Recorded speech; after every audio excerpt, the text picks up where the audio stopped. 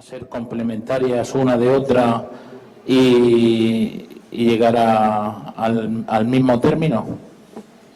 Yo creo que ambas son, digamos, las dos caras de una moneda, ¿no? Por un lado, intentar clínicamente buscar una solución en base a lo que ya se sabe o lo que se ha visto en otros sistemas, modelos, y por otro lado, como todavía nos falta por responder la pregunta del millón de cuáles son los sustratos, de ahí puede que derivemos también más mecanismos que vayan a poder ser trabajados clínicamente por grupos como el de Edwin Bieber. Sí, sin ninguna duda. Hola, Hugo. Yo te digo, cuando te refieres al oriente de leche, en mi caso mi hija tiene 18 años, yo tengo alguno guardado, pero ha podido perder la eficaz, sí, ya no servirían, quiero decir. No sirve, no es solo... o sea, bueno, tampoco es que ese sistema vaya a ser necesario para cada paciente, ¿no? Está usándose como primer punto de investigación, o sea, porque... no sé, igual voy a decir un poco algo bruto, pero si en el momento que se supiese que de ahí se puede derivar algo, si hace falta incluso le puedes decidir extraer un diente, si eso sabes que te va a ayudar a dar un paso de gigante. Bueno, aún tiene uno de leche, con 18 años en la boca, se lo quitaría. Esto, sé el protocolo que tienen es que el diente tiene que llegar a las 24 horas de haberse caído, 24 48 horas. Entonces tiene que ser un sitio suficientemente cercano o con una buena comunicación de correo para que lo puedan poner en el medio de cultivo apropiado lo antes posible. Si es de hace no sé cuántos años no van. No. Es que los padres de niños más grandes pues tenemos esa inquietud.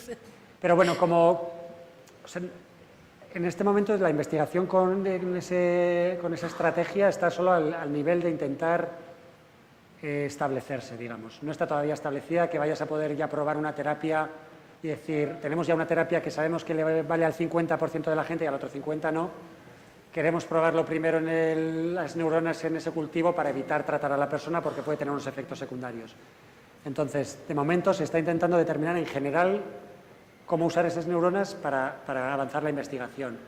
Da igual de quién sean esos dientes de leche, van a servir para toda la comunidad. En el futuro, que pueda servir como medicina personalizada, si hace falta, yo diría, así como padre con un problema, diría, pues mira, un diente menos, si vas a saber decidir que eso de terapia le va a servir y te va a prevenir de tener unos efectos adversos muy fuertes, valoras las dos cosas y tomas una decisión en base a eso.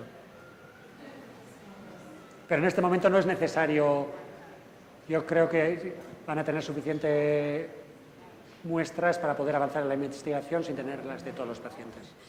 Antes ha comentado también en la charla anterior el doctor Weber que la medicación que se da para las convulsiones que afecta negativamente a las conexiones neuronales.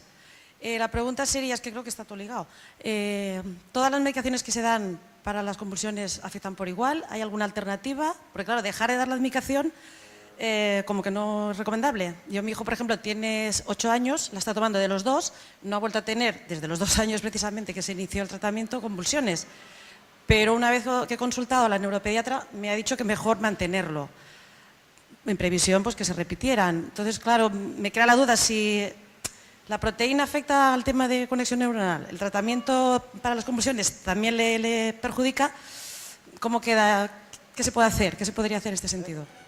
Las convulsiones o la epilepsia es algo que ocurre cuando las conexiones entre las neuronas no están coordinadas de la forma que debieran estar. Entonces, se sabe que en sí los episodios esos distorsionan también las conexiones. Entonces ahí es el balance entre el daño que le puede hacer o el daño que le puede hacer tener esos ataques de epilepsia. Sabemos todavía muy poco sobre cómo funciona el cerebro. No es tan fácil estudiar el hígado, por ejemplo, que es mucho más homogéneo, y que estudiar el cerebro, que son un número muy alto de neuronas que todavía no entendemos del todo como los distintos circuitos, porque son muchos circuitos distintos que regulan las diferentes funciones dentro del cerebro. Y cómo los ritmos de esa actividad neuronal, cómo los regula, tampoco está del todo. Hay muchos estudios en marcha y poco a poco se podrá ir dando mejor consejo para este tipo de preguntas, pero no sé si Edwin podría dar mejor respuesta que yo en esto, pero es algo, yo creo que algo más para doctores clínicos que trabajan directamente en epilepsia, para dar un tipo de respuesta una decisión médica de tomar un medicamento o no. Yes, I'd just like to ask a question. First of all, beautiful work. Trying to identify targets of UBE3A has been extremely difficult, and a lot of researchers have not tried to tackle that. So, congratulations on identifying some. Using the Drosophila, the fruit fly, to do this is another innovation, and I applaud you for that. And is there any of the ubiquitinated proteins that you identified, are there homologs to the mammalian proteins? And do any of those proteins look like potential candidates for elucidation as to what's happening in the Angelman brain? For substrates we have identified, they have homologs in humans. Okay. Vale, okay. Vale. Okay. Pues, sí, las 4 proteínas que he enseñado en la diapositiva de los datos sin publicar tienen homólogos en humanos. 3 de ellas son reguladores del proteosoma. Una de ellas es un shuttling factor, uno de los receptores del proteosoma que se encarga de traer, es con la que hemos hecho el modelo luego en vivo, de traer proteínas ubiquitinadas al proteosoma. Otra de ellas es una enzima que se encarga de quitar ubiquitina, de ubiquitination enzyme, regulando el proteosoma también. La tercera se encarga de traer proteínas ubiquitinadas en el retículo endoplasmático al proteosoma, esa ER8 associated protein. Y la cuarta es una proteína ribosomal, que no tiene nada que ver con el proteosoma, sino con la producción de proteínas. El hecho de que 3 de ellas sean del proteosoma y que se sepa que la función del proteosoma tiene ciertas asociaciones con V3E en la localización, en la regulación de las espinas dendríticas, y que se les han visto a las 2 asociadas, da margen para pensar que son reales sustratos, pero necesitamos confirmar que no es solo en moscas, sino que ocurre en humanos también, o en otros modelos más avanzados. Bueno, yo primero lo que he entendido, o sea, tenemos un gen que codifica una proteína y esa proteína luego tiene una serie de funciones que parece que está bastante implicada tanto en el sistema de degradación, digamos, del control de algunas funciones de la célula, una en el proceso de degradación y otra en la propia papelera, ¿no?, a la que tienen que degradarse. Bien, yo he entendido de la charla anterior que cuando lo que se hace es trabajar con virus que van a generar esa proteína al final, o si lo que se hace es intentar activar la copia paterna para que al final se haga esa proteína, hasta qué punto, desde un punto de vista clínico, a los familiares desde un punto de vista clínico, nos interesa saber quiénes son los obreros finales, si al final si conseguimos que se produzca la proteína que va en ese gen, pues todo lo demás es muy interesante desde el punto de vista científico, pero si tenemos la proteína ahí haciendo las funciones, sean las que sean, que es dificilísimo por lo que he entendido saber cuáles son, pero un poco nos da lo mismo. O sea, una vez que está la proteína que tiene que hacer las cosas que tiene que hacer, ¿qué más nos da quién sea? ¿El de los clavos? ¿O si al final era el que barría? ¿O el que...? Eso es lo que quiero saber. Totalmente de acuerdo en que si la solución clínica existe, da igual. Lo mismo que a nosotros no necesitamos para nada saber dentro de nuestro cuerpo qué está pasando en las células para poder ser quienes somos. No necesitamos entender, ¿no?, dentro de nosotros qué procesos están ocurriendo cada segundo de nuestra vida. Si hay una solución clínica, totalmente de acuerdo. De todas maneras, si a la hora de buscar una solución clínica, por ejemplo, la dosis que pones de la proteína es muy alta y eso va a crear ciertos efectos porque estás sobreregulando ciertas proteínas, más vale tener una idea de qué es lo que se está modificando para poder ajustar, saber qué rangos. Si se pudiese dar la solución que la minociclina mañana te regula la cantidad de V3A y se regula todo, por supuesto, habría que ir para adelante por ese camino y olvidarse. Lo prioritario es solucionar que la cantidad de V3A esté ahí. Mientras eso no exista, tener ambas rutas hacia una solución es una inversión que puede dar una solución en corto plazo y solucionado, y la otra es una inversión a más largo plazo que quizás llegue a la vez antes o después.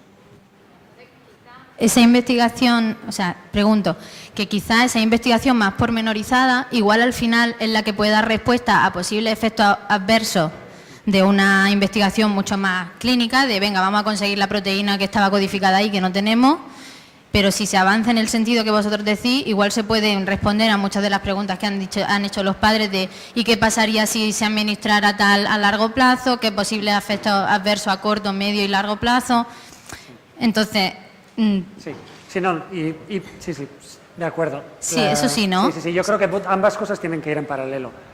Y que es importante no tener unas expectativas en ninguno de los dos casos específicas de que un tratamiento va a ser en X tiempo, porque no sabemos.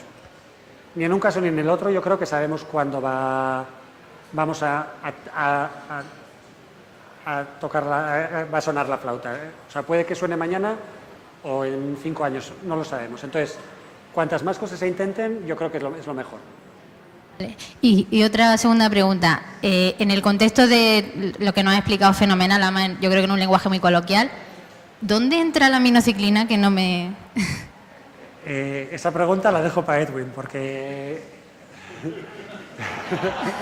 I think that I think after the talk here, I'll stay and answer whatever questions anybody has. But in context to the answer that Dr. Mejor gave, identifying targets are essential to understand what's happening in the neuron. If we find that turning on the paternal gene is not viable, and this is not getting translated at all, finding those targets are going to be essential to finding other potential therapeutic targets. This research is very important that he's doing. Sí, que va a hacer falta identificar los targets, los sustratos de V3A, que va a ser esencial para poder avanzar y para poder dar las soluciones. Es un poco difícil echarme piropos a mí. Que la investigación que estamos haciendo va a ser esencial para poder descifrar cuál es el... O sea, para poder llegar a soluciones clínicamente también.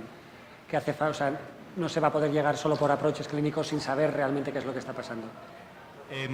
Bueno, dado que saben que son dos caras de la misma moneda, ¿están trabajando en cierto modo sabiendo lo que hacen el uno del otro para poder avanzar en la misma dirección? Desgraciadamente, la comunidad científica en algunas cosas hace cosas bien y en otras hace mal. La prioridad debiera ser solucionar los problemas lo antes posible, pero por otro lado, a la hora de competir para financiación, si compartes toda tu información con otros, eso significa que los otros van a llegar antes que tú y tú te vas a quedar en el paro pasado mañana. Entonces, existen colaboraciones entre algunos grupos porque se ha generado en conferencias la confianza suficiente o lo que sea, y entre otros existe competencia. Tanto una cosa como la otra ayuda a avanzar. Si el ritmo fuese más rápido o no de la otra forma, es algo que es como es. Entonces, en el momento que algo se publica, se está comunicando. En el momento que sale la publicación científica, todo el resto de la comunidad científica accede a esa información. Entonces, esa información está accesible y se usa. En el momento que nosotros publiquemos lo que hemos sacado, cualquier grupo podrá empezar a plantear, hacer un clinical trial usando, por ejemplo, un inhibidor del proteasoma, ¿no? O sea, se va a avanzar. ¿Que el ritmo podría ser más lento o más rápido de otro tipo? No lo sé. Pero bueno, tenemos los mimbres que tenemos y trabajamos con esos. Y sí, por supuesto, existen colaboraciones entre distintos grupos y se intenta solucionar, pero siempre eso, pues dentro de los mimbres que existen en la comunidad científica hoy en día. Investigación básica, por lo que tengo entendido, no. Investigación más clínica, o sea, bueno, según la que le llames básica, ya que clínica, O sea, básica de los mecanismos, por lo que O sea, o al menos que yo sepa, no tengo ningún contacto con nadie que esté haciendo investigación básica. Sé que hay gente que en clínica está mirando, por ejemplo, que otros genes están modificados en conjunción con en los pacientes de V3A, se están haciendo, y hay gente aquí que podría igual responder esa pregunta mejor que yo, de investigación básica y usando modelos como la mosca, por ejemplo, seguro que yo no conozco a nadie. Pero da igual, al fin y al cabo da igual si estamos investigando aquí, o en Cambridge, o en Memphis, o en Florida. Es en el momento que esas investigaciones den resultados, se van a aplicar en todo el planeta. Eso, la comunicación científica, la comunidad científica tiene suficiente comunicación para que lleguen los resultados lo más rápido posible a todo el resto de laboratorios. Y da igual, o sea, que sea en la patria o en otro sitio, no es relevante, yo creo.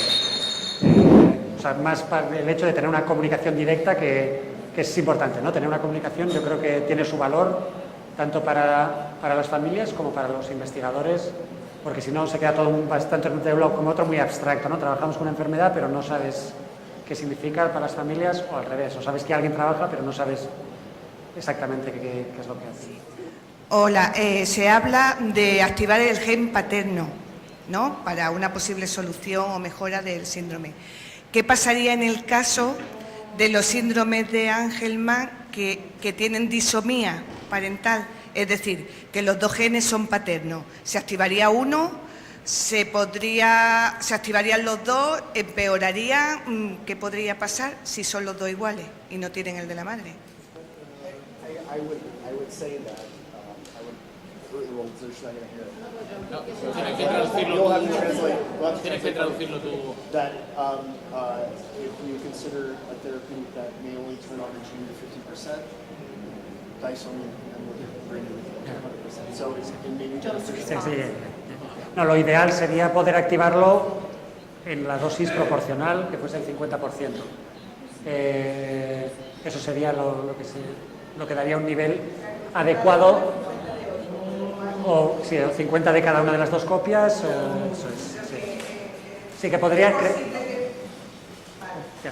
crear problemas el hecho de tener demasiada copia de V3A. Por ejemplo, hay pues, no sé si la comunidad de Angelman, síndrome de Angelman, tiene suficiente conocimiento, pero hay una de las causas genéticas.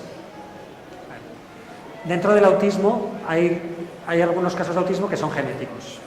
Y dentro de esos casos genéticos lo más común es una duplicación, un exceso de la misma región donde está la proteína V3A y se ha asociado que es esa proteína la que está en exceso. No sé si eso es algo que la comunidad lo tiene el conocimiento o no. Entonces, pues, tener demasiado de V3A te empieza a crear otro problema también.